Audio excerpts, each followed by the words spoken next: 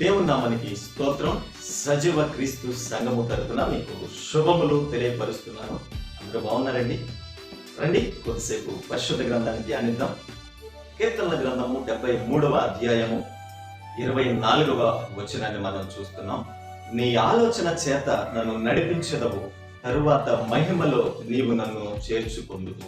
ఒక మనిషికి కావలసింది ఈ వచనంలో మనకి కనబడుతూ ఉంది కదా.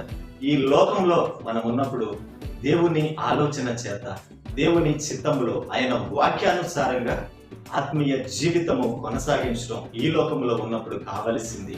ఆ తరువాత ఈ లోక యాత్ర ముగిసిన తరువాత ఆ నిత్య రాజ్యంలో, మహిమ నగరిలో చోటు. ఇక్కడ కీర్తనకారుడు అంటున్నాడు, నేను ఈ భూమి మీద ఉన్నప్పుడు నీ ఆలోచన చేత నన్ను నడిపిస్తావు, తరువాత ఆ మహిమ నగరిలో నన్ను చేర్చుకుంటావు. ఈ నిశ్చయత కలిగి జీవిస్తున్నావా?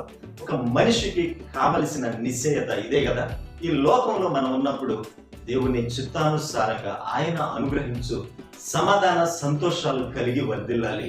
ఈ లోకయాత్ర ముగిసిన పిమ్మట ఆ మహిమ నగరిలో, ఆ నిత్య రాజ్యంలో చోటు కలిగి ఉండాలి. ఆ నిత్య రాజ్యంలో చేర్చబడాలి. ఇక్కడ కీర్తనకారుడు అంటున్నాడు, ఈ లోకంలో నీ చిత్తానుసారంగా నన్ను నడిపిస్తావు, నీ ఆలోచన నాకు కలుగ చేసి నీ ఆలోచన ప్రకారం, నీ చిత్త ప్రకారం నన్ను నడిపిస్తావు, నన్ను వర్ధిల్లింప చేస్తావు, నాకు నువ్వు తోడుగా ఉంటావు. ఆ తరువాత ఈ లోకయాత్ర ముగిసిన పిమ్మట మహిమ నగరిలో నన్ను చేర్చుకుంటావు అని కీర్తనకారుడు తన నిశ్చయతను తెలియపరుస్తున్నాడు. మరి నీవు నేను ఆ నిశ్చయత కలిగి జీవిస్తున్నామా?